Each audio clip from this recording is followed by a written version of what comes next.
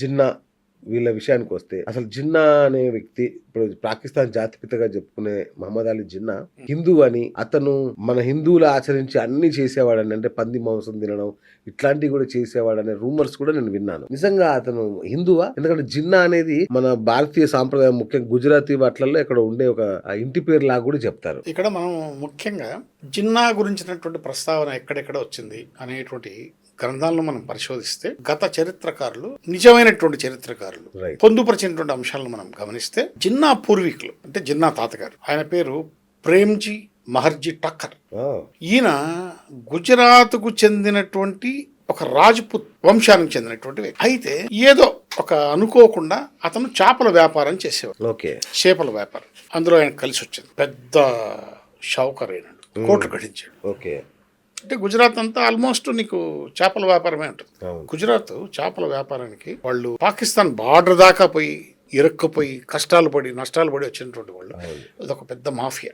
అటువంటి మాఫియాలో పనిచేశాడు ఎవరు? ఈ ప్రేమ్జీ మహర్జీ టక్కర్. చేపల వ్యాపారం చేసి కోట్లు గడించాడు. అయితే ఇతను రాజ్పుత్ వంశానికి చెందినవాడు అయినప్పటికీ వెజిటేరియన్, నాన్ వెజిటేరియన్స్ కూడా కాదు, వీళ్ళు వెజిటేరియన్స్.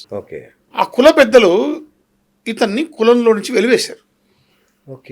వెలివేస్తే ఏం జరిగింది అంటే ఇతను కొంతకాలం గమ్మున ఉన్నాడు.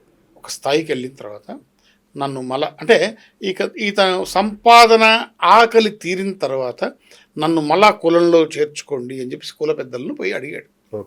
అడిగితే కుల పెద్దలు ఒప్పుకోలేదు, ఇతను కులంలో చేర్చుకోవాలి. ఈ అవమానాన్ని భరించలేక వీళ్ళు ఇస్లాం మతాన్ని పుచ్చుకొని షియా శాఖలో కంటిన్యూ అయినారు. ఇస్లాం మతాన్ని పుచ్చుకొని షియా శాఖలో కంటిన్యూ అయినాడు. ఇది తమాష. మనం ఏం మాట్లాడుకున్నాం? జిన్నా తాతగారి గురించి మాట్లాడుకున్నాం. జిన్నా నాన్న పేరు ఏం పేరు అంటే జిన్నా పూంజ, అమ్మ పేరు ఏంద్రా అంటే మితీభాయ్. వీళ్లకు ఒకే కూతురు జిన్నా, అమ్మాయి పేరు దీనా జిన్నా. జిన్నాకు టీబీ.